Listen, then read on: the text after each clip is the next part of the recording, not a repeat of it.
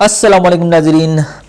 नस्ला tower को सजा दिया गया है और ये जश्न का समा आप देख रहे हैं। ये जश्न 12 रबीउल अव्वल की मुनासिबत से है। यो ईद मिलादुन नबी सल्लल्लाहु अलैहि वसल्लम की तैयारी कर रहे हैं नस्ला टावर के रिहायशी, नस्ला टावर के मकीन।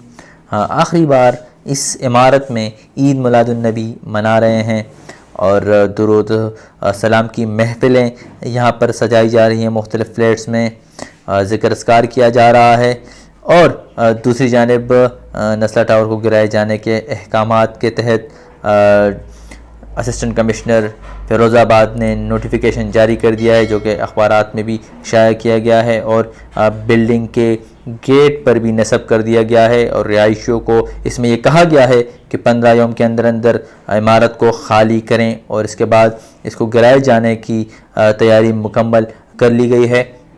एक तरफ ये मकीन अब तक पुरुमीद है और जश्न ईद मिलादुन नबी मनाने में मसरूफ़ हैं और दूसरी जानिब इस इमारत को गिराए जाने की तमाम तर तैयारियाँ मुकम्मल की जा चुकी है।